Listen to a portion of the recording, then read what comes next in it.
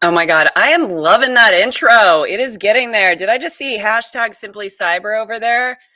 Is Simply Cyber up in here? Or are you guys just dropping some hashtag Simply Cybers like you do when you jump in his room and you're like hashtag Outpost Gray? Do you guys see what I'm wearing? Check it, check it. Yeah, that's right. I love some NIST. Pretty excited. I'm really, really excited about this talk today. I have definitely put some time into the presentation that I'm going to share. This is an abnormal live stream. If you are new here, definitely welcome to the show. Welcome to the family and the community. Make sure to drop in and say hello in the chat. There are some amazing people here. It's always great to see my familiar faces. Jeremy, Mark, welcome.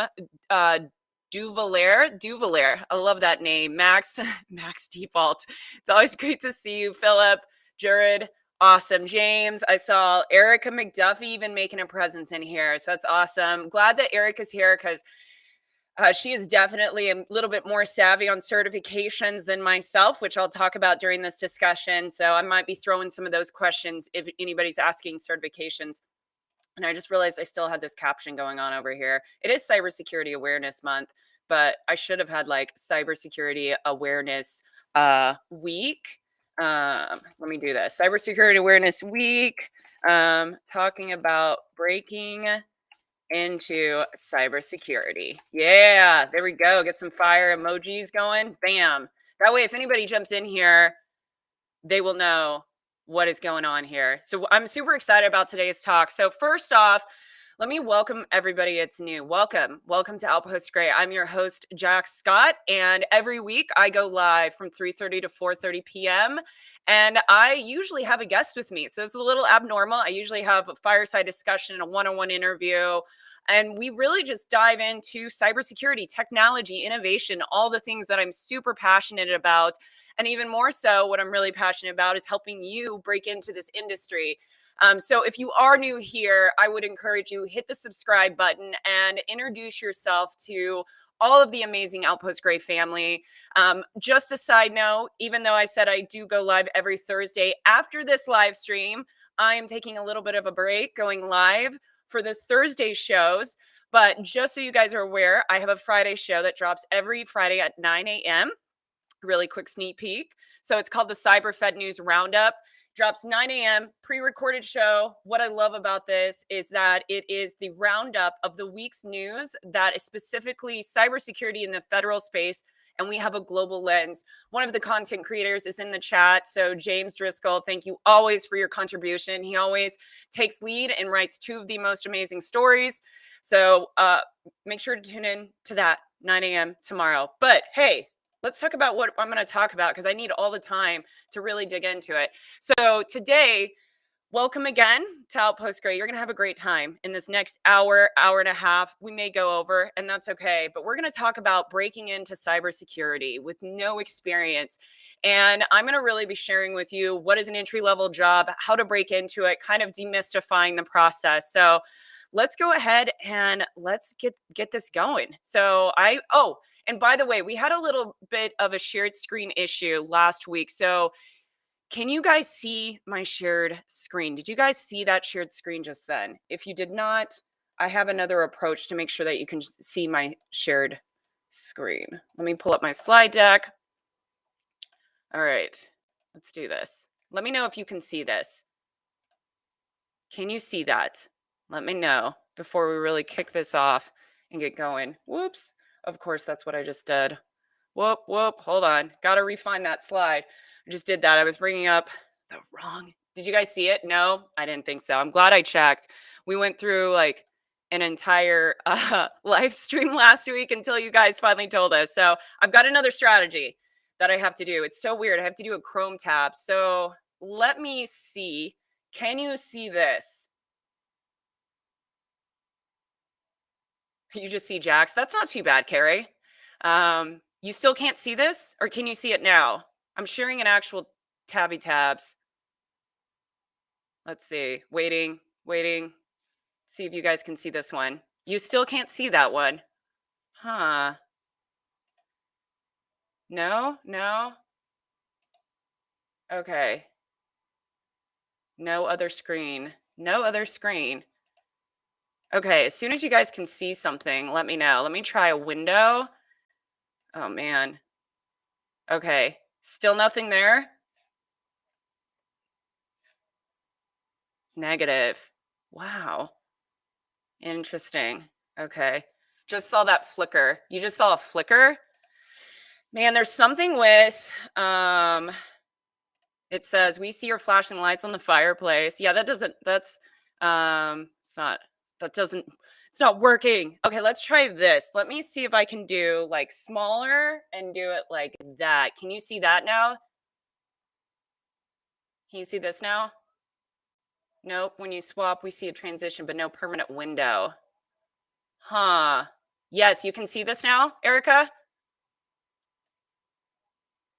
Yes. Okay. So we're not going to be able to go full screen. It worked because I'm like, how did we? I have no idea. Where's Kev Tech again? Where are you, Kev Tech? So there's something with the platform. I'm going to just apologize from the start. I won't be able to go full screen, but I will try to get this as zoomed in as possible. I have no idea. I figured whatever the bug was would get fixed last week. But hey, we've got it. We've got it. That's what we're going to do. We're going to make this happen. So let me know if at any time you're not able to see this. I can do like a zoom in, get it a little bit closer, but we will make this work this way. So, all right. Whew.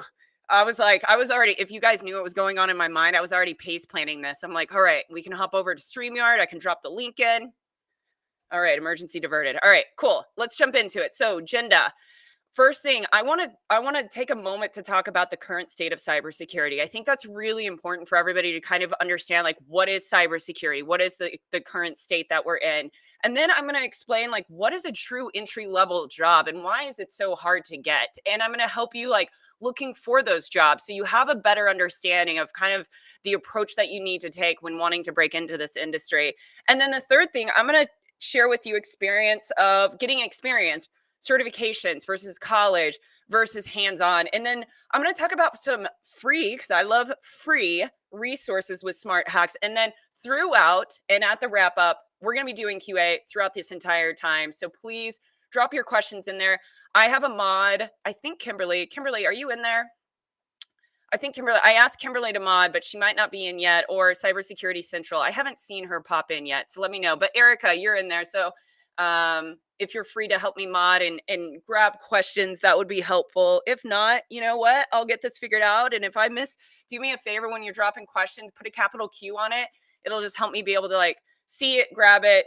We'll be good to go. All right. So before we kick this off, I've just got to like take a moment and thank Dr. Davina Pruitt Mental for allowing me this opportunity to do this. Jerry Ozier, if you guys don't know him, he is the founder and the content creator for Simply Cyber, an amazing community. A lot of people, we overlap, our communities overlap. He and I wrote a book together, very dear friend of mine, amazing individual. Go and subscribe to his page. But he recommended me to Davina because he actually is out of town right now, wasn't able to do it. I was thrilled when she was like, yes, let's have Outpost Gray do this. And she's with the National Initiative for Cybersecurity Education, which is under NIST. And if you know me, you know how much I love NIST. See, I love NIST. So pretty excited, but thank you, Dr. Davina. If you're on here right now, very, very thankful for this opportunity because I get to talk about something that I really, really love, which is cybersecurity. Hey, Matt, welcome to the show. Jordan, you guys are the best. I'm seeing you guys all kind of jump in here. All right. So, who am I? For anybody that's new here and may not know me, my full time job where I hang my hat is I'm a cybersecurity consultant. I'm a manager for a consulting firm, and I'm also a founder of Outpost Gray, which is an educational platform. I primarily work on YouTube, but I also have a blog called Outpost Gray. I serve in the military. I've done most of my career has been in the special ops, working primarily as a electronic warfare cyber warrant officer. And I'm a podcaster, and my co-host is in the crowd right now, Erica McDuffie. So check us out, two cyber chicks, can't miss us. We're pretty cool. And I also co-authored a book called the Cybersecurity Career Master Plan, which is really designed to help individuals trying to break into the industry, or maybe if you're new in the industry and trying to pivot. It's an awesome book. if I don't say so myself. But our purpose for creating that was really to help people get into the industry. And then in my free time, I go to grad school full time. Yep. And I'm a cat lover and I like to hike. So there you go. All right. So let's jump into this. Erica, yeah, two cyber chicks. I love it. All right. So, what is cybersecurity? And I think this really needs to be defined before we jump into it. And many people in here in this chat may have heard it called information security because cybersecurity really wasn't a thing a while ago. It changed. Gosh, when I was in IT, it was 2008, and we didn't cyber wasn't a thing. We didn't have the word cyber. I didn't know it. Probably has recently changed in probably what the last 10 years or something. I would say somebody can throw some numbers in there. But it was originally called information systems, and cybersecurity was really defined in securing information systems and doing that through the use of this CIA triad, which you see right here, which is availability, integrity, and confidentiality, and the impacts that a cyber breach could have on those three pillars. And then you see information security within the center. And really, what cybersecurity is, it's a career field focused on protecting this pillar, the CIA triad, and it's protecting the systems and creating redundancies and resiliency within those systems to protect them and get them up and running should a cyber attack happen. That's really a good way of like looking at and understanding cybersecurity. So, why cybersecurity? Why? I mean, couple of questions. Why do you want to get into cybersecurity? That's something I always ask individuals like, why are you wanting to get into cybersecurity? And then why is it such a growing hot market?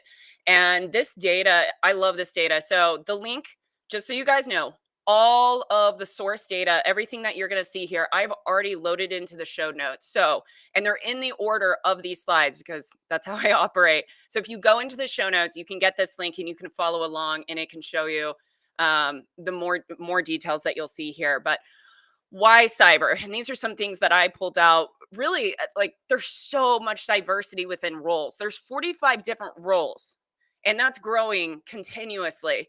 And what's great about these roles is every role is going to be different. Like you could do, for example, cyber threat intel. I was doing cyber threat intel with FireEye, and it was completely different than the cyber threat intel that I was doing at a bank when I worked at a bank. So your roles, your positions, the things you do can be diversely different within this field, which I love. I love that. And you've got so many different roles to choose from. And it's recession proof in a lot of ways. And now there this has a 20% growth every year. They're seeing more and more growth within this space. Why? Emerging technology, Internet of Things it's becoming more prevalent. We're going to have like some trillion number in the next couple of years of Internet of Things. You've got to have cybersecurity to come in and protect those things. Medical devices are becoming their medical devices are coming out and becoming they're becoming more prevalent within the enterprises. More medical devices. Again, cybersecurity teams need to come in and protect those. Why? Because what else is on the rise? Cybersecurity breaches. We're seeing more and more increase of cybersecurity attacks. It seems like every day there's a new cybersecurity breach. So that's why I say it's recession proof. You're going to be able to always find a job in this space because it's not going away. And growth is based on many diverse factors, which I've just shared with you.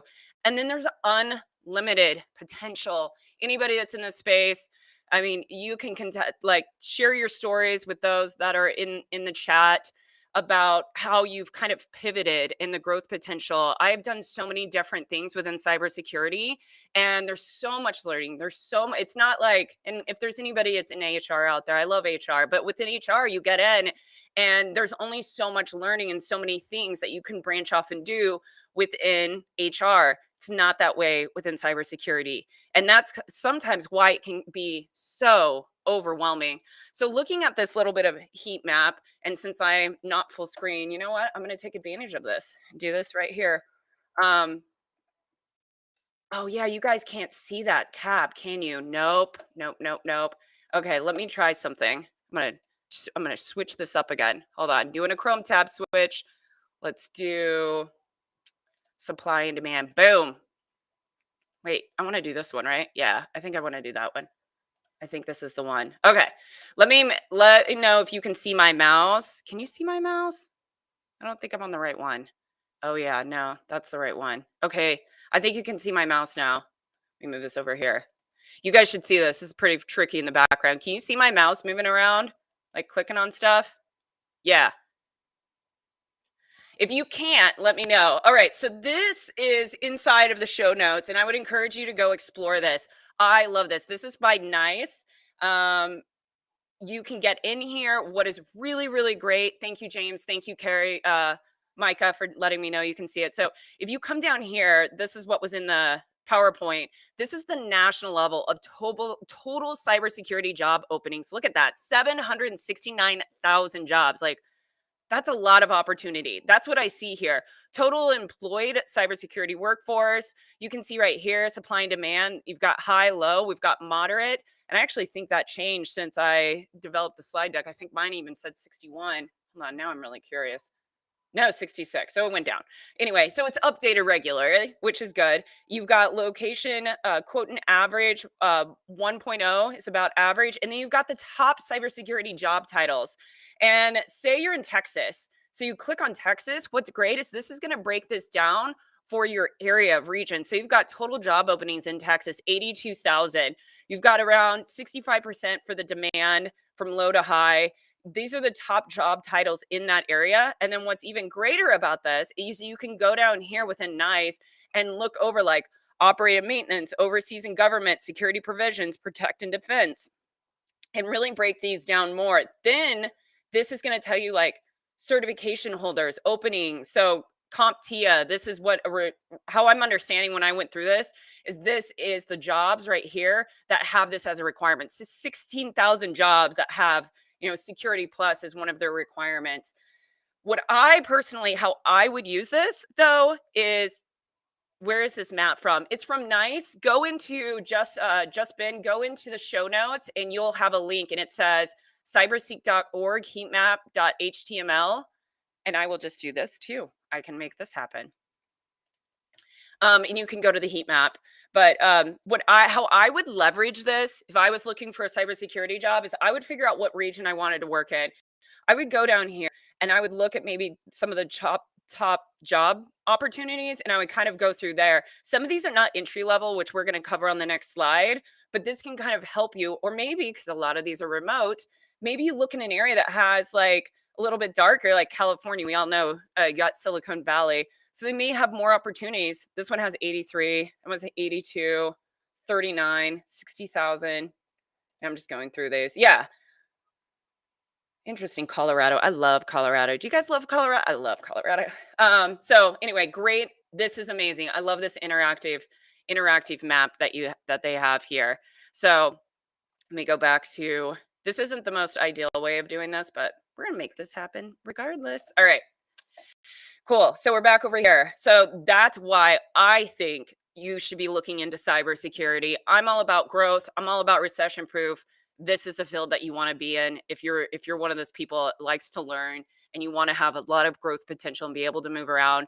Another thing before I leave this slide is I will personally tell you from my own experience, everything that I've done from being at the help desk in IT when I first started in 2008 doing like architectural design to doing cyber threat intel to then now being in the GRC space, they all work on top of each other. Like every skill I have learned across my journey, I have used and I still use today. So I want to like demystify that when you get in a specific field, maybe you have to specialize in that, or if you're only able to, and I say only able, and maybe like help desk, you're like, oh, I don't really want to get in help desk because I don't want to be pigeonholed there. It's a way for you to get in and pivot. So remember that.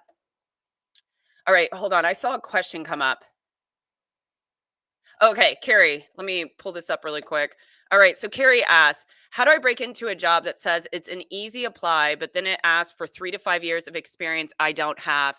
Yeah, and this happens. This happens a lot. And it's unfortunate. I was talking to Stefan Walgruff, and if he's on, I apologize if I messed up your name.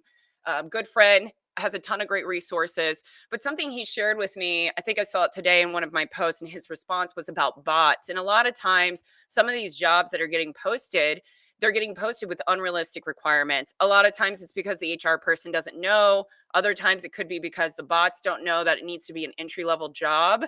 And this is one of the key challenges that we face in this, and it's really pilfering those through. It's also a suggestion I would make is reach out to that hiring person. If they say it's entry level and then they ask for 3 to 5 years of experience, ask them if it really is entry level, and then maybe provide them resources on helping guide them on what is an entry level job. It's challenging. I don't have a perfect answer for that, unfortunately, Carrie. And I know you've been trying for quite a long time to break into this industry. Don't give up the fight. I'm an analyst at heart, so I'm all about numbers, facts. So I wanted to provide you all some industry growth, and this was by Gardner, of why this is the industry to be in. And those, what was it, 45 positions, they're going to grow tenfold in the coming years because of emerging technology, how the threat scape is changing. And right here, these first three are all within 2025. 40% of boards will have a dedicated cybersecurity committee overseen by a qualified board member. So what that means is organizations are going to start dedicating their resources to cybersecurity instead of having them as a secondary thought, which is happening a lot right now. Unless an organization is extremely large and has that extra income that they can spend on cybersecurity, it's really an afterthought. Or they might have an MSSP that takes care of their cybersecurity stuff, or they hire a CISA that's supposed to do everything and then, fire them when they can't do it all. Another thing is by 2025, 60% of organizations will use cybersecurity risk as the primary determinant, in conducting third-party transactions and business relationships. Again, showing that integration within the organization, because as we educate, and I'm all my cybersecurity professionals out there, really, we're at a place where we are in a constant place of educating stakeholders, educating organization, educating users on the importance of cybersecurity. And I really think these numbers are going up in this direction for a couple of different reasons. But I think it's because of solar winds. It's because of colonial pipelines. It's because of target breaches. It's because of these big breaches that we're seeing that organizations, before solar winds, organizations weren't really concerned about supply chain risk. But now it's a key topic that we discuss. And I think seeing those and then having the education piece to explain the importance of security is increasing these numbers. The other one is by 2025, cyber attacks, and this is kind of scary. Cyber attacks will be able to use operational technology environments as weapons successfully enough to cause human casualties. I think it could happen before that. I know, what was it, like a couple of months ago, wasn't it Israel, where a threat group took over an industrial control system and started a fire, and they even said they were just doing it to, it was kind of a show of force, but they didn't destroy the facility, but they could have. And I believe personally that we're going to start seeing human casualties. We're going to start seeing our adversaries weaponizing cybersecurity in a way that we've never seen before. And then, oh, you can't see the slides? Wait, somebody just told me they can't see the slides. Nate said he can't see the slides. Wait, you couldn't see him while I was talking? How did that happen again? Okay, hold on. I'm coming back. Coming back. Let me try. Can you see it now?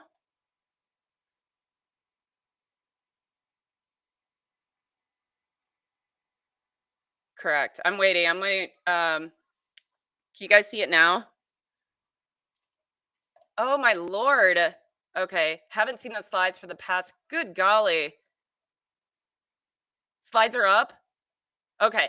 Okay. So what happens, I guess, is when I have anything inside of the slides, like another tab open, it won't show the slides. Super weird. Thank you for the individual. I think it was Nate. You mentioned that, but thank you. Apologize. Here are the slides again. And I apologize for the technology issues. I'm going to write StreamYard because this is really frustrating. And it just started last week. I've never had this issue. So we will keep going. You'll see all the numbers here. The last one right here is by 2023. Modern data privacy laws will cover the personal information of 75% of the world's population. I agree. I think it might. I think that as we go along, we're going to see a federal law within the United States specifically to start having a blanket approach to privacy and security in the coming years. We don't have it now. If you're familiar with it, the United States is very ad hoc. I think there's about 4 states that have security laws for to cover the entire state, but outside of that, everything's pretty ad hoc. But states are getting on board slowly. It goes back to the education piece. I'm gonna look in the chat really quick and just make sure I haven't missed any questions that might be coming in. And again, if you're new and you're popping in, just drop a Q, capital Q in there, and I will grab your question. I'll try to answer them as I go along. We'll have Q&A at the end as well, but please ask questions as we go along. I don't see any others. Wait, nope. Here we go. Shane, I see you. Let me pull this one up. All right. So, Shane, is there a niche area that will have a faster growth rate compared to other sector of cybersecurity? Ooh, niche areas that'll have a faster growth rate. I think I think honestly, all of them are going to grow probably equally as well. Because, and the reason that I say that, so governance, risk, and compliance, it depends. If you're in the commercial sector, you may not see as much growth as in the federal sector. The reason I say that is because there's a lot of federal oversight happening right now because of colonial pipelines and solar winds and the executive order that came out in 2021. There have been OMB memos that have been coming out, I think 5, that have been forcing these organizations to do certain things like multi-factor authentication, zero trust, software supply chain security. And so that it's increasing GRC. You also have the cybersecurity maturity model getting rolled out. So there's a lot of increase within the GRC space that's not going to go away anytime soon in the federal space. Commercial, anybody that's in the commercial sector, it just does GRC. You can speak up on that. I work primarily in the federal, and I have a state client. So, and state is also has oversight in by a lot of the federal regulations because there's certain things that they have to comply to, or they won't get funding. And a lot of state organizations don't have a lot of funding, so they want to comply. That's how the government gets them. Is like if you don't comply with X, Y, and Z, and for example, have a cybersecurity like practice in place, you're not going to receive this grant next year. Isn't for an example. So you're going to see an increase there. You're also, I think CTI field is going to have a big increase. And the reason for that is we need intelligence on our adversaries across the board. So we're going to see that. I also think the DevSecOps is going to increase. And that's not an entry level position, but I think DevSecOps is becoming more of a priority because we need to secure these devices or the software before it goes on to the network. And I think that we're going to see an increase because that's where some of the vulnerabilities are taking place and where some of these adversaries are breaking in and stealing code. And I mean, we've seen code being stolen just within the last, like, I was trying to think of the report that an individual sent me, but we saw it with LastPass. They got some of their source code stolen. So it's becoming more prevalent within that. So I think across the board, we're going to start seeing those growth areas. But another thing, Shane, is I think we're going to see new jobs pop up because of quantum computing and because of the increase of IoT devices. I think there's going to be jobs that we haven't even imagined yet that are going to start popping up. So I hope that answers your question and some. I'm scrolling really quick up. Looking. I think I've caught who said yeah, Colorado is great. It does snow though. It's great. I got you, Carrie. I saw your question. I think that's it for now. If I missed yours, drop it back in the chat again for me and I will grab it up. Oh, okay. Okay, I saw this, Matt. I just caught you. I didn't see the queue right away. So I didn't know it was a question, but you said, can you also address people who are highly experienced but new to cyber? I'd like to avoid entry level. I'm getting a PhD and have a PMP. Yeah, absolutely, Matt. I mean, this talk is for entry level position. So I would encourage maybe like asking a specific question on what you're really wanting to know, and I could help you if you're trying to pivot specifically I know I've done my own pivots. I used to do a lot of CTI and I pivoted into GRC last year and that was wild. It's wild. I will tell you, it was a learning curve and I'm still learning, but it was a wild learning curve. And I'm somebody I wouldn't say that I'm like highly experienced in GRC, but I've definitely been in the IT and the cyberspace for like what is it, 13 or 14 years. But it's different when you pivot. If anybody's ever pivoted after they've been in one specific cyber field for a little while or IT field, it is different. Okay, let me bring this up. All right, let me know if you cannot see this because I just brought up the slide deck again. Let me see if there were any other questions that came in. John, you just put a QQ in there. I don't know if you were asking a question or not, John Wendell. Um, okay. All right. All right. I'm going to keep going. If you guys can't see the slide, just let me know. All right. So, what you all have come for entry level positions. Let's talk about those. I want to demystify these roles and teach you how to get one, is the goal of this talk for today. Um, Okay, great question. I just saw it. I just saw this question come in, John. So I think this is an awesome question. What is a good way to begin transitioning from health insurance sales and marketing to GRC? Well, my first question, anybody who's ever been mentored by me, they know this. Um, I would ask kind of your personality type, and I would ask you, do you enjoy health insurance sales and marketing? That would be one of the first things that I would ask you because you could break into cybersecurity leveraging those skills and break in by doing marketing within cybersecurity, by getting into healthcare. um I'm trying to think of the word. It's IOMT devices, I think is what it's called. Correct me if I'm wrong, you guys. It's the IoT medical devices. And you can get in those cells, and that could give you that foot in the door to be able to do that pivot. And the reason that I think about that right off, if you've already got the skills, it would be easier for a recruiter to see that and be like, oh, you've already worked in health insurance in this area. You likely know that industry very well, especially in marketing.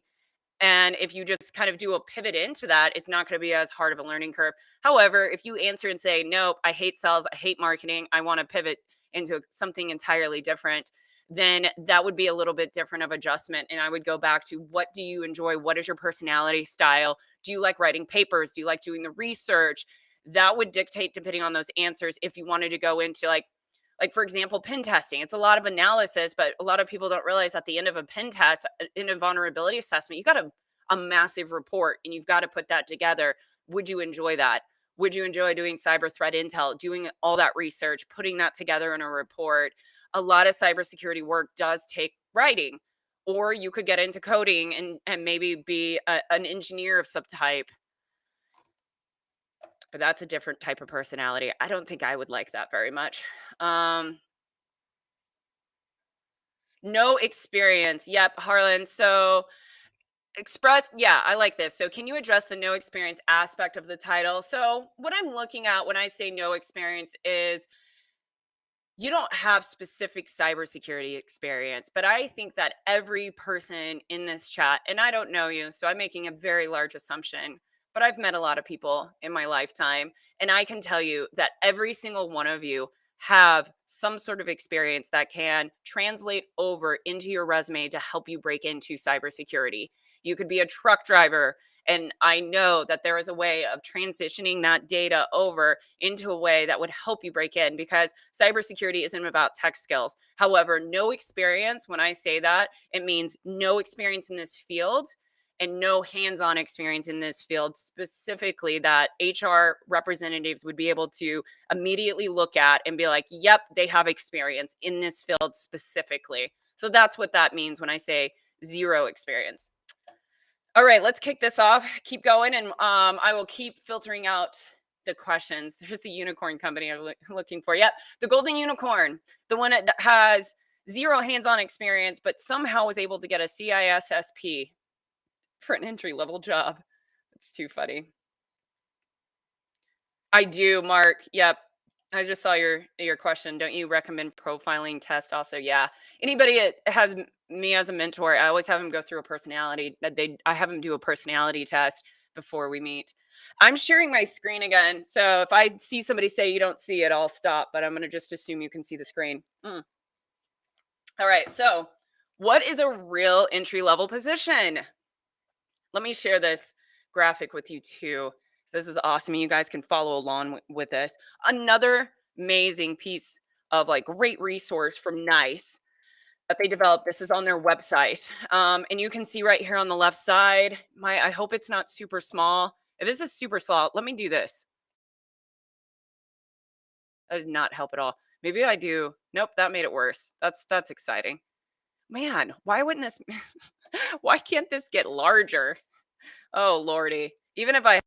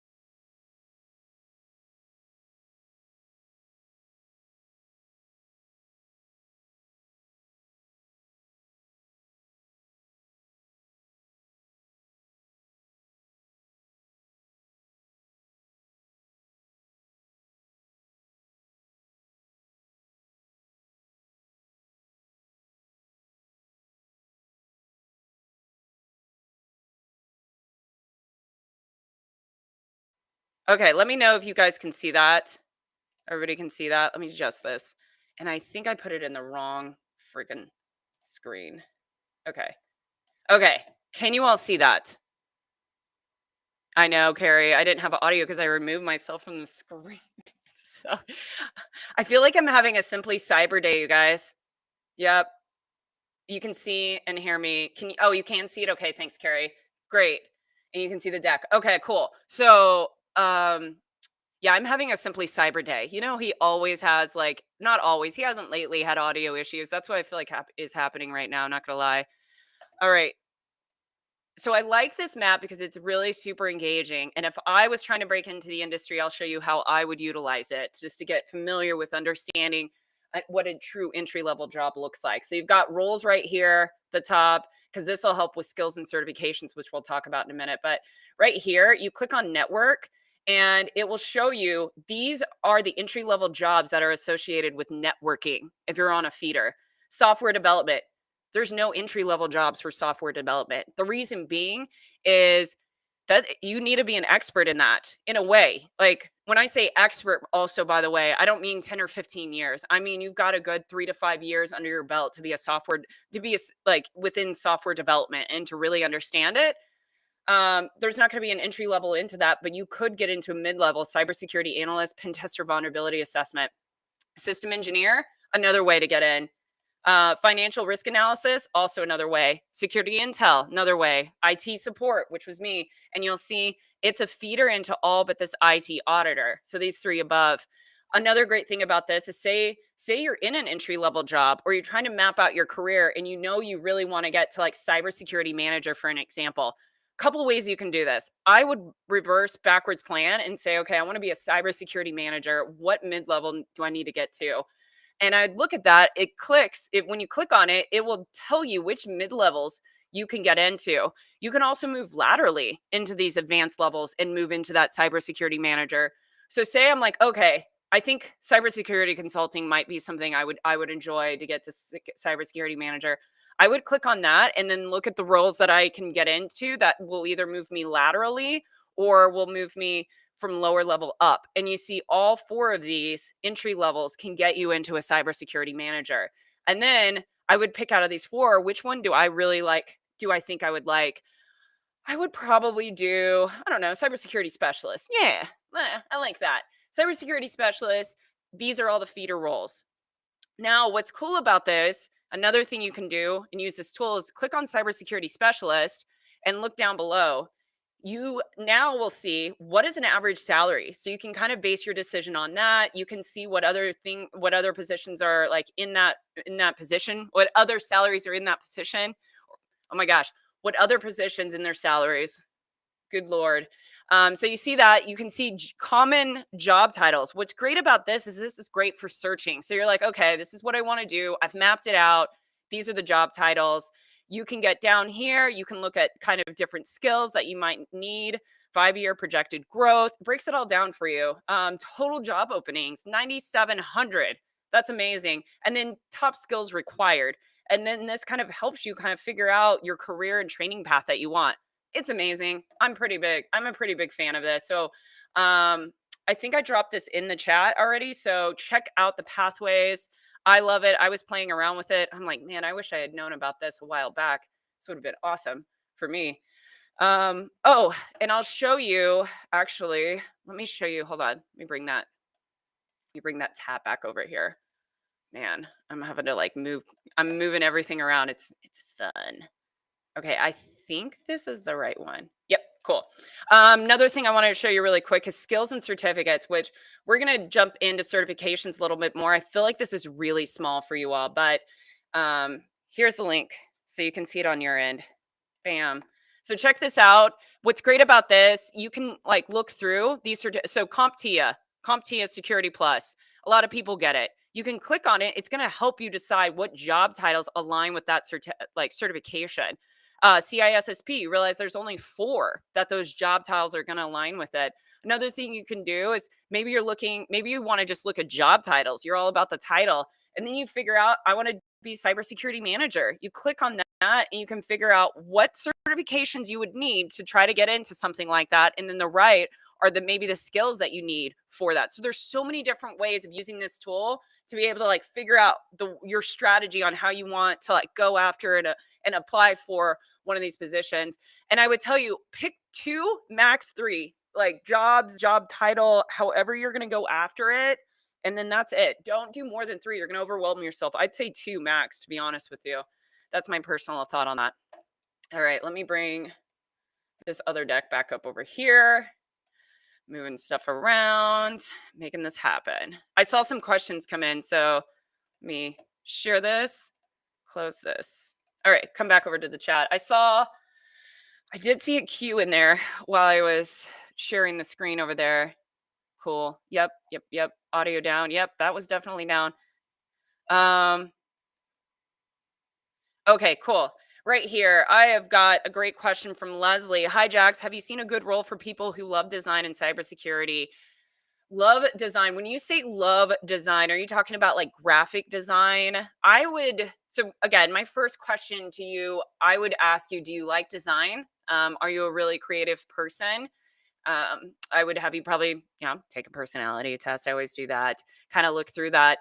And then I would encourage you to look at roles that allow you to be creative with your research. So I don't know if like a pen tester would be something that you would enjoy because it's pretty rigid. You're going to be doing a lot of research, but you don't get to have that kind of creativity. I think maybe getting into like you might enjoy cyber threat intel, and the reason I say that is because you have to know your threat actors. You have certain targets. So, say you work in healthcare, for example, you get really familiar with the APTs that target specifically within that industry, and so you start learning about these threat actors. You start like observing their movements in the wild and the different malware that they use and the different TTPs that they use.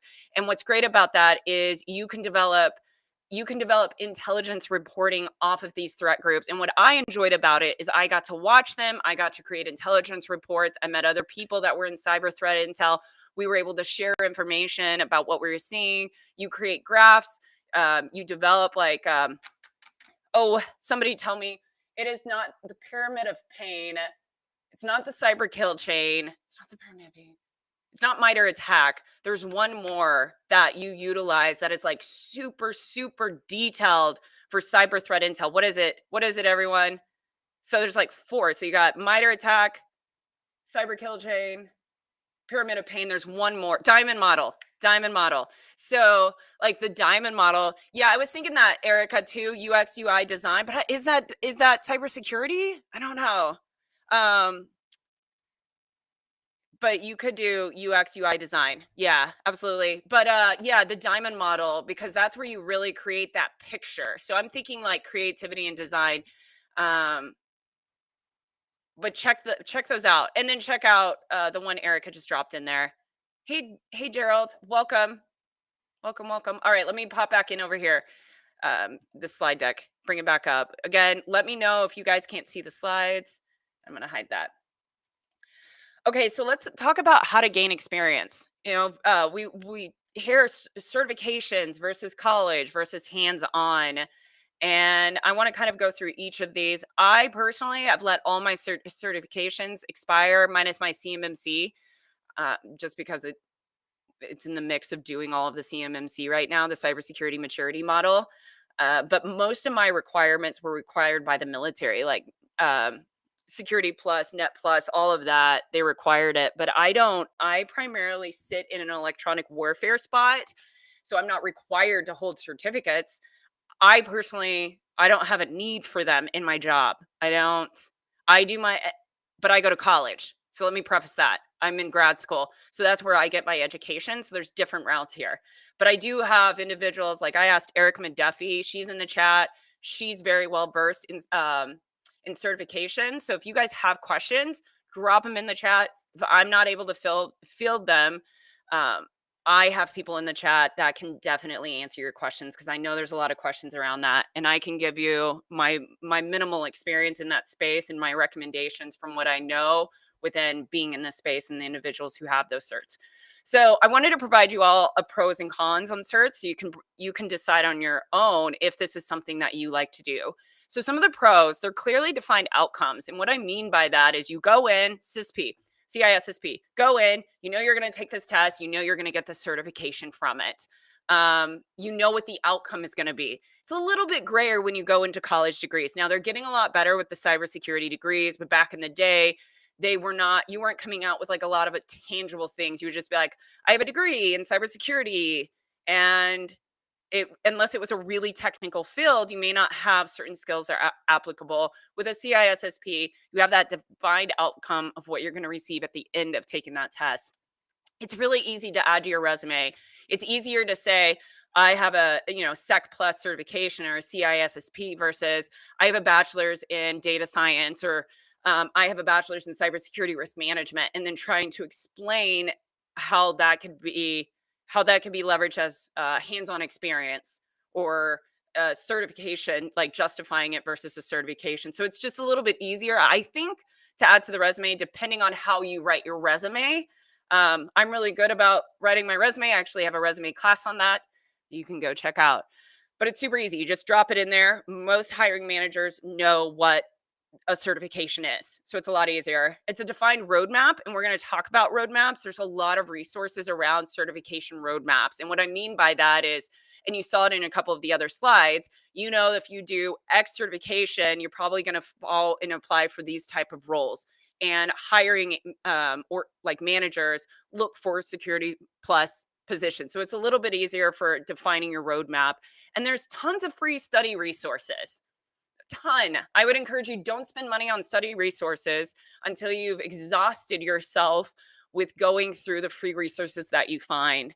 And then lastly, there's a lot of scholarships that I found and other programs out there to help provide free resources and testing. I know Carrie's in chat. I know Carrie, you've been able to get some scholarships to assist you with not only the study portion but the test portion. So it's all about that researching and finding those resources out there. And then some of the cons, if it's really expensive unless you have a couple $1,000s to spend.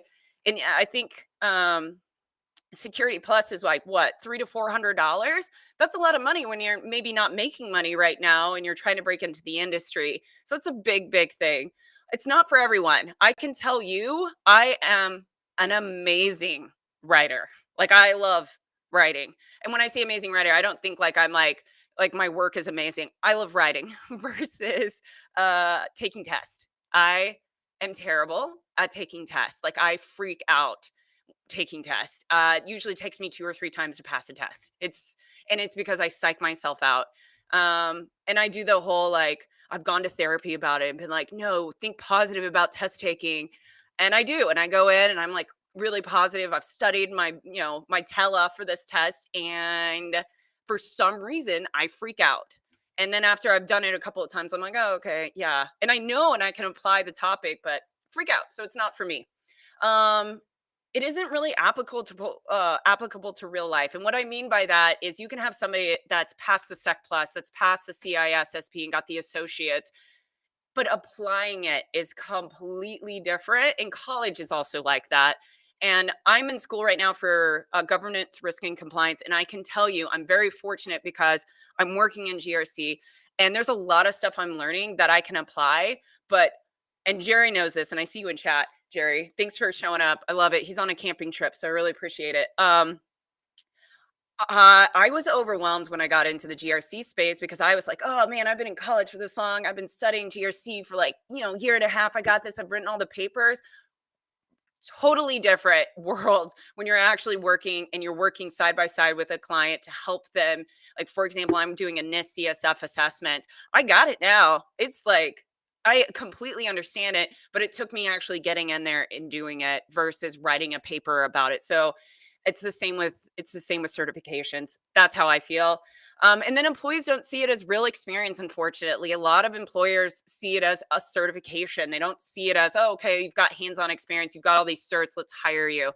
I don't know how many people I have talked to that have, they've done 4 or 5 certs and they can still not get a job. So don't set yourself up for, I'm going to do all these certs and I'm going to get a job. Maybe do 1 or 2, but it's not always going to be an end all. Like, I've got CISSP, I'm going to get a job in this field. It's much harder than that.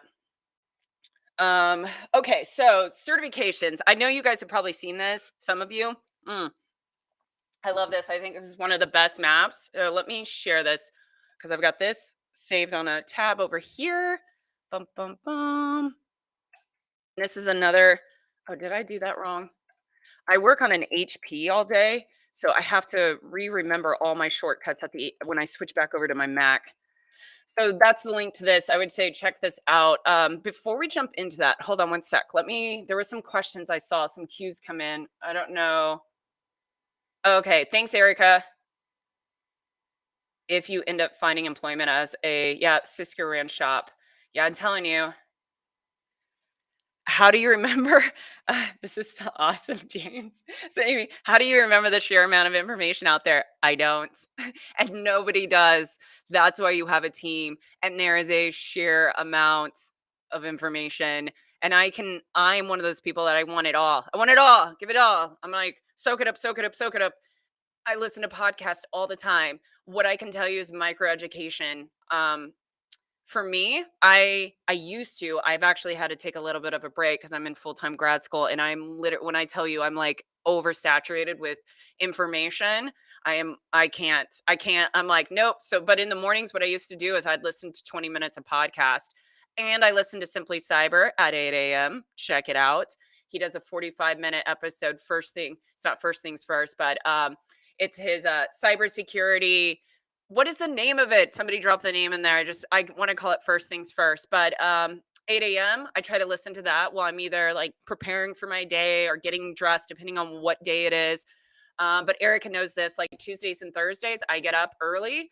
I don't go to the gym those days, and I sit down. I start doing schoolwork at 6 a.m. Most days when I'm not in school, I do podcasting. I listen to podcasts first thing in the morning for 20 to 45 minutes before I start my day. I listen to Simply Cyber at 8 a.m. to know what's going on in the space, but they're micro things. Otherwise, you're going to overwhelm yourself and you're going to get burnt out, even if you really, really love it. Daily cyber threat brief. Thank you, Jenny. Yeah, I'm still stuck on first things first, but daily cyber threat brief. James, if you're not connected over there, I would definitely go check that out. Great data. Oh, and another thing you can do, James, is check out CyberFed News that drops at 9 a.m. on Fridays over on the Outpost Gray channel. It's awesome. 7 minutes or less. Get your weekly dose of cybersecurity in the federal space. You're welcome. You're welcome. Shameless plug. Um, Yes, I love this. Thanks, Jerry. Yep, he dropped some knowledge bombs. Make sure the certs you're seeking will help you get the goal you're trying to achieve, not just chasing certs. Yes, I see that. I see people like chasing certs, but it's not aligned with their overall goals. So go back to that heat map that I shared with you and like do backwards planning of like where do you want to go and how do you want to get there and what cert will align with that particular maybe role that you're looking for. Um, yeah, so there are actually apprenticeship programs for cybersecurity. Um, oh gosh, what is her name? Jerry, if you're still in the chat. Oh, you are still in the chat. What is our gal's name that works over? Good golly, she was on our threat gen competition. I'm having a brain moment. She was actually hired on for 6 months as part of an apprentice program, paid apprentice program, and they trained her and onboarded her. And it was called Expel. Is it Expel? I think she works for Expel. That's a great organization. More organizations, Lane, are getting on board with doing these apprenticeship programs so they can bring individuals on. They train you. Stacy, thank you, Jeremy.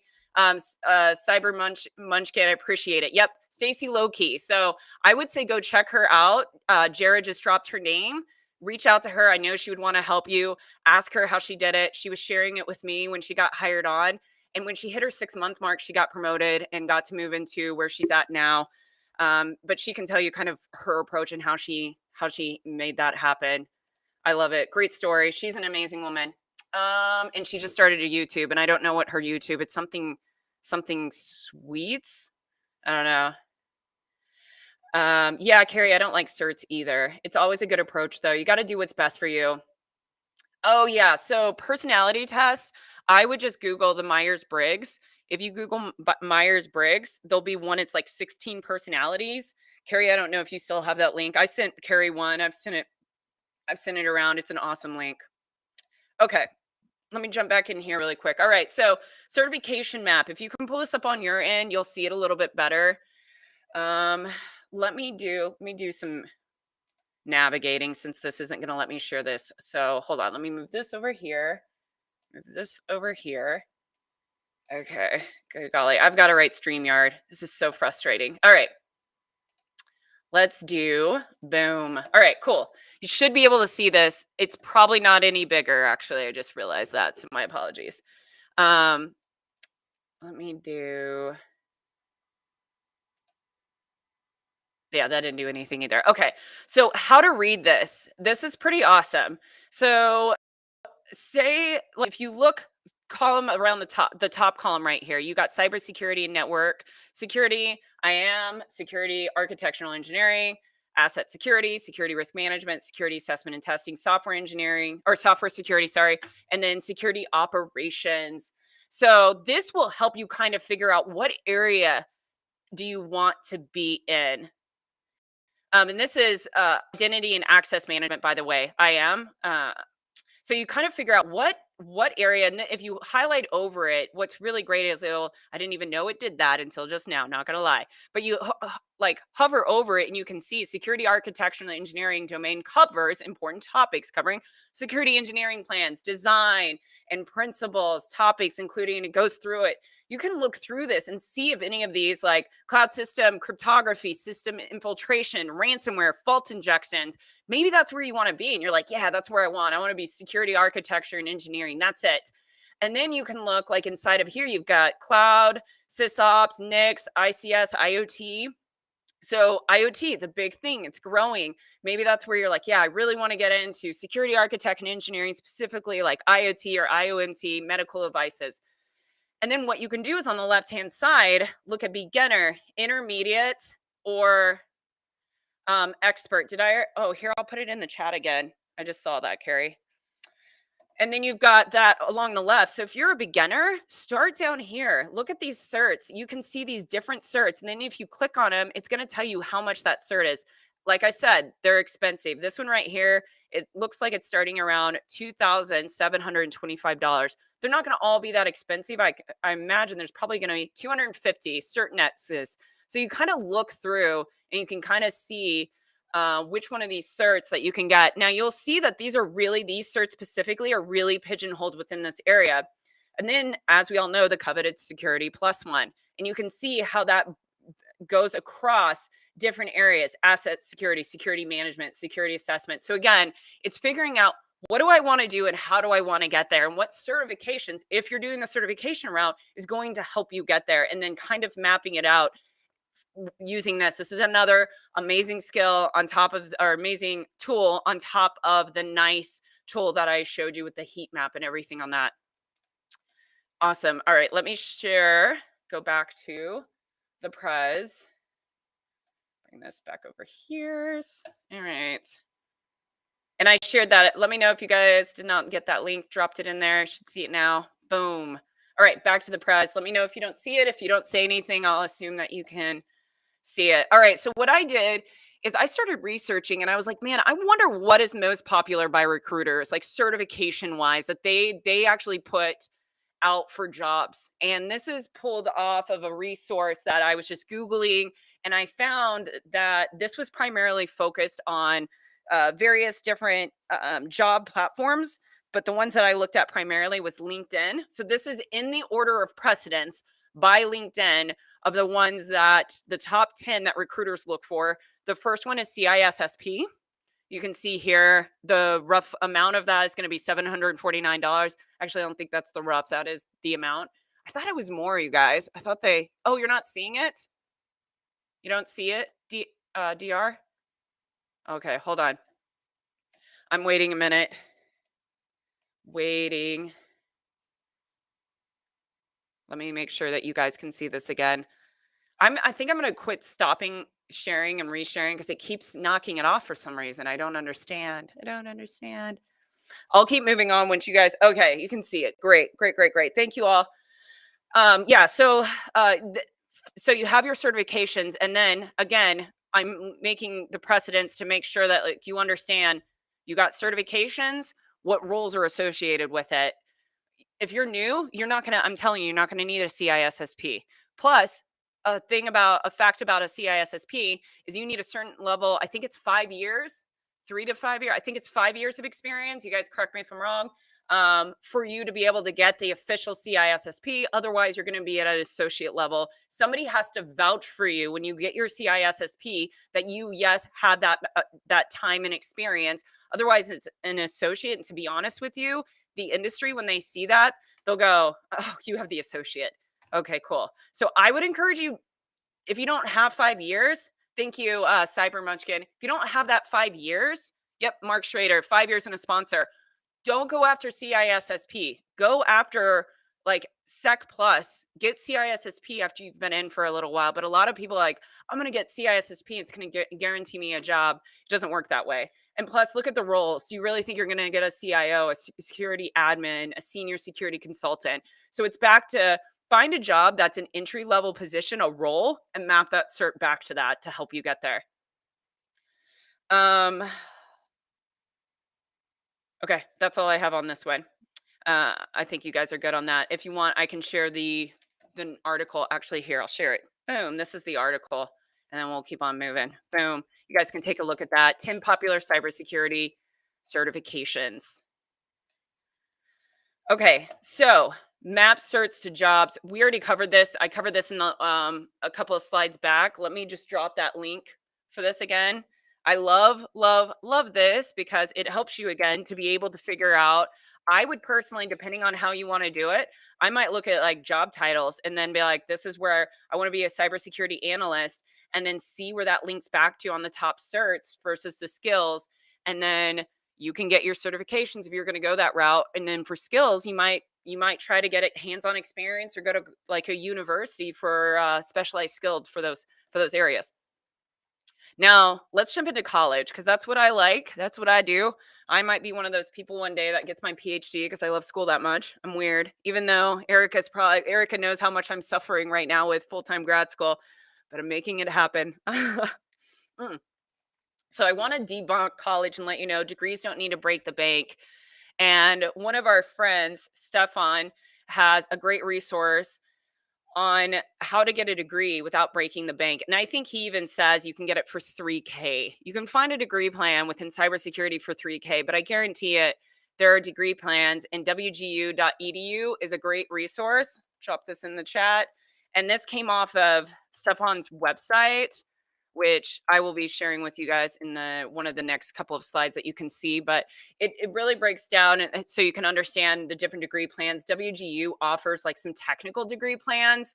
So look at those. Try to get transfer. Some colleges say you have certifications. Some colleges will do transfer credits with certifications. So that will help reduce your cost for college. Also, look at associate degree plans that offer certifications. So you can get your A plus, your net plus, your sec plus as part of your degree plan. And a lot of times it's cheaper for you to be able to go that route. And WGU, I really like this university. I was scanning through it, and they have some really, and I'm not getting paid to say this, I'm not getting sponsored. I'm actually at a different university, but they have some great. I was going through, and they have some good technical programs. So I would encourage you maybe check them out. Very reasonably priced. And then it really just boils down to how you learn. I prefer college. Um, I like engagement with the classmates. I like being able to have flexibility. Like I actually talk to my professors, and when we have certain written assignments, I ask if I can write something maybe a little bit different because I want to learn about that. So you have a little bit more flexibility in that space than you would like a certification, for example. You have heard good things. Awesome, James. Yeah, I looked at them and I was really impressed. I was pretty impressed with their degree plans. But like I said earlier, colleges at first were just they really offered just cruddy cybersecurity career plans, but they've gotten a lot better, more robust. There are actual technical routes that you can go. You can get some of that like tangible skills that you can put on your resume. Like you can go through a coding class, which will be a tangible skill that you can put on your resume that you may not have hands-on experience, but you have that skill that you can provide to the hiring agents. Hands on. So these are, it's hard to get hands on experience. So, right here are some options that I would provide you. I've done a couple of these. I still do some actually, but home labs. Carrie, I think you're building a home lab actually. Do a home lab, build a home lab. Show your work on YouTube. You know, go in there, do the work. I would encourage you. Like set up like a VMware, like go in, set up VMware if you're doing cyber threat intel, like show how you do that, how you use a sandbox, how you're using those identifiers, IOCs, indicators of compromise, being able to take those IOCs and pivot and do like a 5-minute tutorial on how you took a malware hash and you pivoted in Virus Total and you used a sandbox to unpack it within a VMware. For example, if you're trying to get into cyber threat intel, that could be a really good way of showing your experience and linking that to your resume because a lot of hiring agents will research your social media and add your social media YouTube. I have my YouTube on my resume, my LinkedIn, my YouTube, my podcast, because it also shows credibility. Volunteer work. I work for a lot of different nonprofits. This is a great way to get hands on experience, work with them, provide IT support, reach out. I promise you, nonprofits are always looking for ways of cutting costs. Maybe you're in the GRC space. I actually thought about this recently as a great way of getting hands on experience. Do a CSF assessment, a cybersecurity framework assessment. It's a non compliance, non system agnostic, like non what am I trying to say? It does not focus on system assessments. And you can go in and do a CSF assessment for this organization, and it'll give you some amazing hands-on experience. And you can put it on your resume as you provided the X fund a CSF assessment. I mean, and I think there was a Kevin, there's an individual in our community that's was doing volunteer work, and that's how he landed his GRC job. So definitely do that. Hack the box. I've never personally actually done the hack the box. I know a lot of individuals that have. Anybody that's done hack the box that's in chat, let me know what your experience how your experience has been. But I know a lot of individuals that have done it. They love it. It's great hands-on experience, getting those like working your hacking skills. It's an environment that is gamified to teach you in different scenarios how to use your different types of coding skills and things that you've learned specifically. And I won't maybe say specifically, but I think it's specifically like red team. Correct me if I'm wrong on that, anybody. And then last thing is blog in YouTube. Show your work. I know there's a couple of individuals that have blogs in here. James Driscoll, I know you've been sharing your work. I don't know how that's been working out for you, but I've definitely seen it. Great content. But you could put a blog that you have on your resume to show, hey, I wrote this analysis about NotPetya, which I did because I was really nerding out one day and I wanted to write it. So it was actually a class assignment too, but I had asked the professor, can I write about this? So I wrote a report about NotPetya and I put it on my blog. Another great way of doing it and showing kind of getting some like creating that environment where you're showing the recruiter that you have experience without actually having hands-on experience.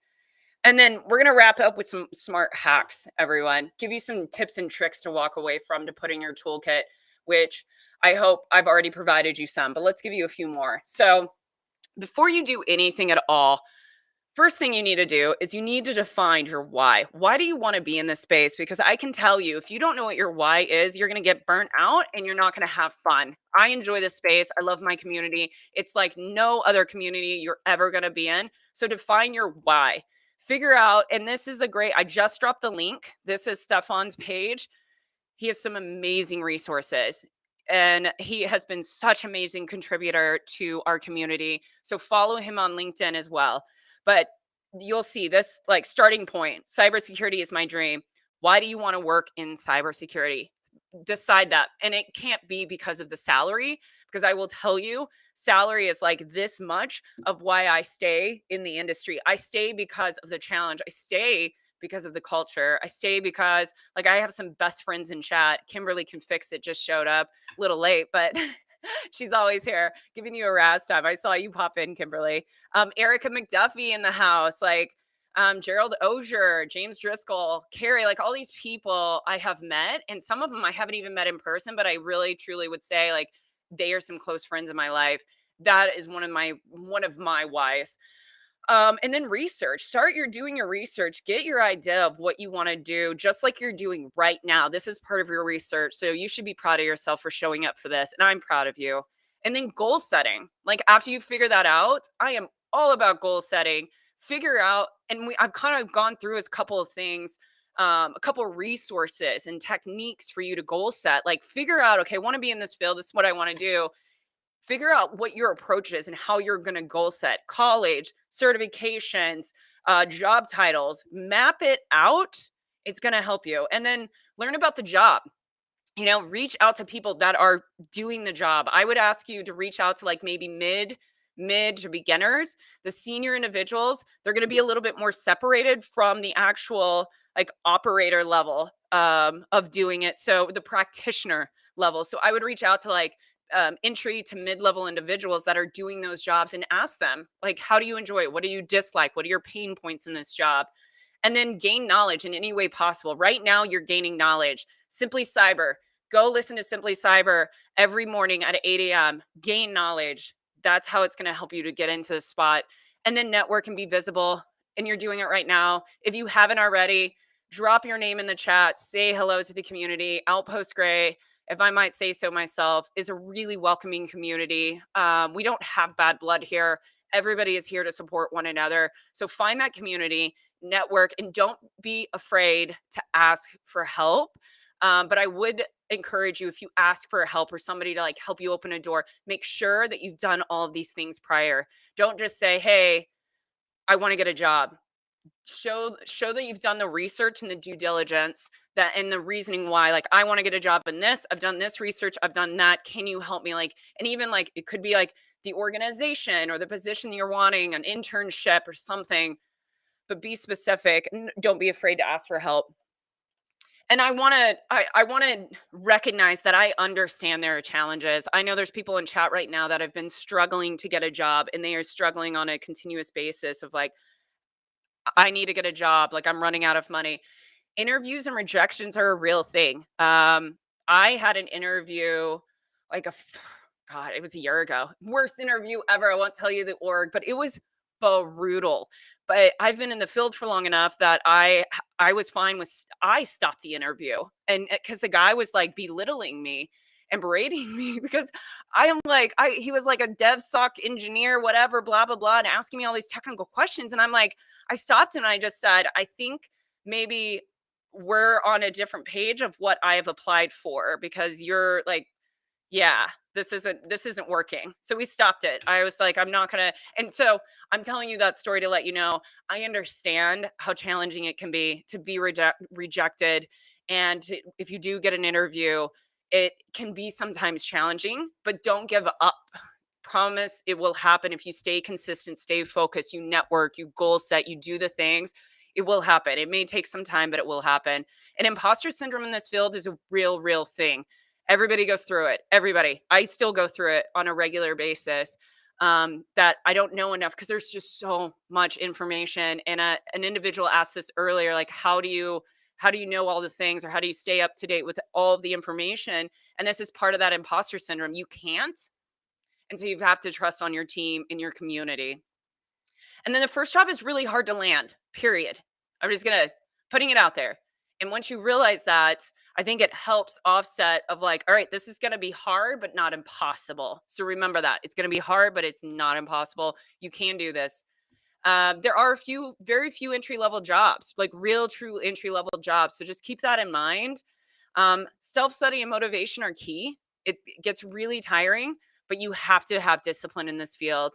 And sometimes it can take 3 months, it could take a year. Sometimes it can take longer to get a job. There are challenges in that. There are a lot of different things. And then if you're like, and the last one is for individuals that maybe you're leaving the military and you've done 20 years and you want to pivot into the field. Well, you might take a pay cut. You're not going to be able to enter as a senior manager into cybersecurity when you were, a light colonel. It's just you might have to take a little bit of a pay cut, but I can tell you promotion happens quickly. But you may have to take that initial pay cut to get in. And then let's talk about some free resources on this. Because who doesn't love free? I'm looking at the chat really quick. And I want to thank Erica McDuffie and like individuals that have been in chat just helping me field questions. So thankful. I know how busy everybody is and coming in, and you guys are the best. Like I love it. I love it. So as I stated before, all of these resources have been added to the show notes. Go in there, check them out. These are your YouTube resources. I love them. InfoSec, this one particular, InfoSec job hunting. This is one of 5. Go check them out. They are amazing. Black Hills Information Security, BHIS. That's what that stands for right there. The next one, Simply Cyber, how to get into cybersecurity with no experience. That's the link. Cyber Insecurity, the first rule to land your cybersecurity career. And then I love this gal. Her name is Nicole. I think she says it Inessa. I don't know. A lot of amazing content. Uh, I think that this video that she has here, the 2022 cybersecurity full roadmap, how to get started as a beginner, also really good resource. I would encourage you to subscribe and get engaged with those community. Each of these, they're amazing. And then these are different organizations. Again, dropped in the resources in the show notes below. Check it out. All of these are awesome. Again, thank you to NIST for allowing me to be part of their cybersecurity week and being one of the individuals that got to speak. And then Cybersecurity Central, Kimberly McKnight, that's in the chat right now. Connect with her. Follow Cybersecurity Central. They put out weekly, like 3 times a week. They're putting out content. It's a great one-stop shop for what you need within cybersecurity. If you're a woman, and even if you're not a woman, go to Women in Cybersecurity. They accept everybody. Another great resource to be able to get connected. Boots to Books, any of my veterans out there, I would say go check them out. Really good resources to help with providing certifications and other resources to help you break in. CyberSN, love this resource. Great for going in and again, road mapping. Daedra Diamond has created this site to help individuals be able to go in, understand the roles and the responsibilities assigned to those roles. So go in, scroll to the bottom. She also has current job listings. Amazing resource. Amazing. If you are a veteran, or yeah, both of these veteran cyber supply jobs, SANS Success Academy, also great resources for veterans out there. I think Cyber Supply Drop is also for non-veterans. And then National Initiative for Cybersecurity Careers and Studies. This one specifically for veterans, where CISA has focused on providing resources to help us break into the industry. And I kind of sped up on there because I wanted to get to Q&A. It's been the next like 9, 8 minutes um, on some Q&A with everyone because I saw some questions come in. So let me scroll. And while I'm scrolling and looking, yeah, it was James. So he asked, how do you remember the sheer amount of information out there? You don't. You rely on your community. It's definitely community based. Um, if you got anything out of this, anything at all, I would ask you share this episode out with others. Hit that like button. It would mean the world to me. It'd also be amazing if you subscribed and I got to see you back on one of my other live streams. And again, this is going to be my last one for a little while, but CyberFed News will still be playing every Friday, which is awesome. If I say so myself, I'm rocking my I love NIST shirt. I love this thing. I'm looking everyday work. Yeah, yeah. Cyber munchkin. Yeah, my brain hurts. Like I feel that. I get that. I study every day and work as well and do some cyber volunteer work so I know burnout. Yep. Yep. That's why I'm taking a pause. 2 reasons. I'm doing a rebrand because I'm not aligned with Grant Thornton. Grant Thornton got acquired and I'm realigning with myself. Yay. And yeah, school's exhausting. I'm not gonna lie. So I something had to come off my plate. Um, Oh, yeah. So I think I answered this, Shane, but just want to make sure there's state and local professional groups to get involved with a network as a newbie, and are there resources to identify such groups? So I added some organizations that I think will help you with that, Shane. Another resource that I got involved in was Meetup. Meetup groups. They have a lot of cybersecurity since COVID has lifted. People are starting to get out and engage more. I would encourage you to check out meetup groups in your area and just Google like cybersecurity groups in your zip code. A lot are virtual, but I don't know where you're located, Shane. I know in my area there's quite a few, but I'm literally right outside DC, so it's a big metropolitan area, and there's a lot of stuff to do here. So that'll really be dependent on kind of your geographic location. But like WeSys, you can go on their site and it will tell you where they have locations at and go from there. But if you need help, Shane, reach out to me and let me know. We can like I can dig a little bit deeper on exactly kind of what you're looking for, and I can probably help you find a group out there. Yeah, I would reach out on this, Carrie. I would reach out to Stacy. How do I find the apprenticeship since I'm not in a school um that will get help you get that? I would reach out to Stacy Loki. I'd also maybe even just Google cybersecurity apprenticeships. I don't know. Has anybody ever tried that? Wonder what would come up. Yes, Anissa, I love the 16 personalities. What's your personality? I am like Erica and I are the same. We're INTJ. Erica McDuffie. I'm telling everybody your personality. Her personality is amazing. That's what it is. It's amazing. Still going through. Thanks, James. Yeah, the map is awesome. I don't know which map, but all the maps are pretty awesome. Oh, oh yeah. So yeah, Micah, I have heard this. I used to work for a nonprofit I guess I still volunteer for them called the Mentor Project, and we work in the STEAM, that includes art, the STEAM space. And this was one of the big concerns is that individuals over 50 were having issues breaking into the industry or still just working in the industry. But that was mostly Silicon Valley. I can tell you that depending on I think it's really geographic location, but I can't give you a really great answer on that. I think it's really going to be cultural based. I know I have a guy that works for me that's in his 50s and he's amazing. He's our privacy guy. So, and he worked for Deloitte prior to that. And I don't think he's ever had a problem in that career, but he was there for a while. So, yeah, I think you may not have challenges in that space. I think it's going to be organizational and cultural based for you. I think the younger view is going to maybe be more regional. You're going to see younger kids in the Silicon Valley, but there's so many jobs out there. It's not going to be all the young kids. And if I was a hiring manager, I would appreciate somebody older because you're more mature. You have more life skills, you have more soft skills. I think I would lean on those heavier than I would saying like I'm 50 or plus. I would like, yeah, you're 50 or plus if you are. I don't know if you are. But I have all these great, amazing life skills that I bring to the table that, the Gen Xer doesn't have. I think it's Gen Xer. I think that's what we determine on Simply Cyber. Gen Xer is younger than millennial. I'm a millennial. Yep. Definitely the millennial.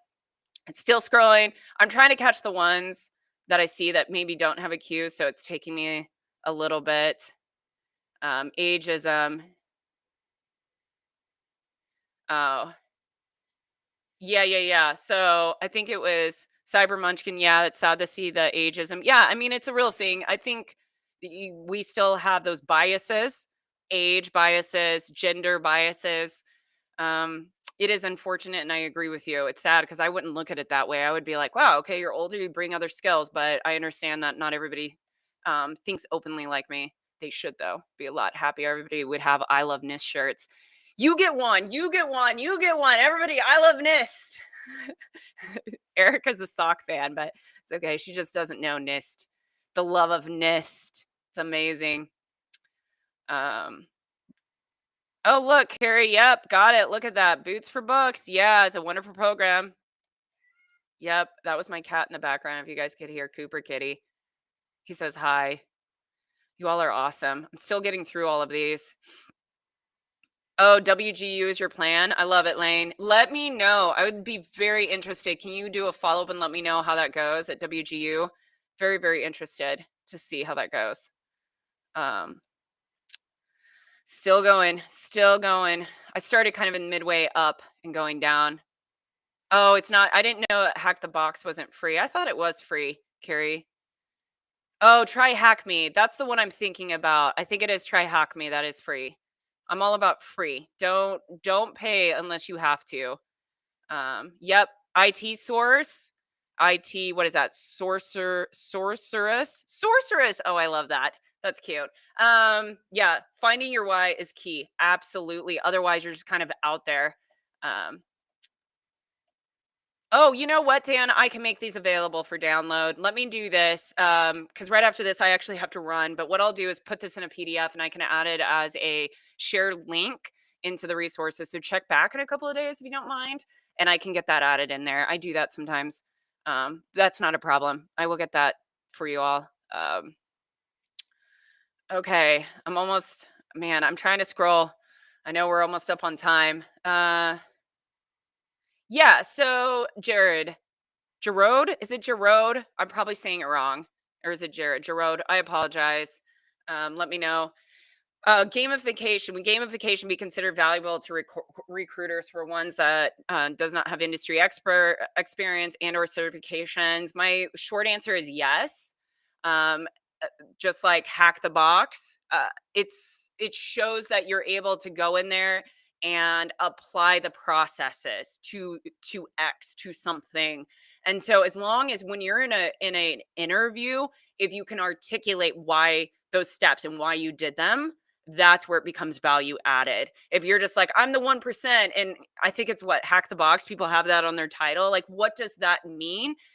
Explain what that 1% of Hack the Box means. I think there is definitely value in that 100%. Um, I love this. This is a great Jeremy Williams. If you don't get the answer you want, find someone to give you the answer you want. I always say, no just means not right now or next opportunity. If you get a no or you're not getting the answer you need, keep asking, keep looking around. Um, this is awesome. I love all of these comments. You guys are so amazing. Seriously, this is why I do this. This is so awesome. Oh, Carrie, you're amazing. Always biggest fan. Um, Love it, love it. Thanks, Kimberly. It was great to have you pop in. Um, yeah, so when you talk about fundamentals, doctor or DR, don't know which way that goes, but how important are fundamentals? Extremely important. Start at the basics, understand network infrastructure, understand the OSI model. I think I have a video on OSI, but super easy. Google OSI model. You've got to understand how like a network works, how do packets move. That is the baseline of understanding cybersecurity and going back to that CIA triad: confidentiality, integrity, and availability, and information security. So great question. But yes, it's very, very, very important. You have to have the baseline to be able to get into this field without getting just super confused. ENTP. All right, we got some ENTPs in here. I love that. Ahmad, Allison, good to see you. Good to see you. ENFP. That's awesome. You guys are extroverts. You might not think it, but yeah, definitely introverted. Man, dude, there's a lot of extroverts. Look at that. Cyber Munchkin, ENTP. Oh, Anissa, look at you. ENFJ, diplomat. Yeah, man. Got any? Oh, wait, James K, ISTJ. Um, So such a great question. Now that we're going through personalities, do extroverts have a significant advantage in the industry, at least in the entry level interview stage? No, I don't think so. And I say that because like I'm introverted, but I've read books to help me like understand how to like have interpersonal skills. A book I would recommend, Jarod, is um Emotional Intelligence 2.0. Emotional Intelligence 2.0. Just Google that. Great book. Actually has a test associated with it. I truly believe it will help any introvert understand how to communicate better and not have to be an per se extrovert, but just have those necessary interpersonal skills to have that edge that you may not see with it, like those super introverted people. Um, yeah. Okay. I think we're gonna have to wrap. So I'm going quickly. I'm scanning quickly. I do apologize if I did not get to your question. Do me a favor, if it's just burning and you really want this answered, find me on LinkedIn. Just type in JAX Scott, JAXS, I think. Find me on YouTube, message me. I typically get back and always answer my messages. And it's always me. I don't have anybody running my social media. So definitely message me. I'd love to help you in your career. Again, if you found value, share this with others. You guys have made my evening. This has been wildly fun for me. And I hope that I helped you on your journey.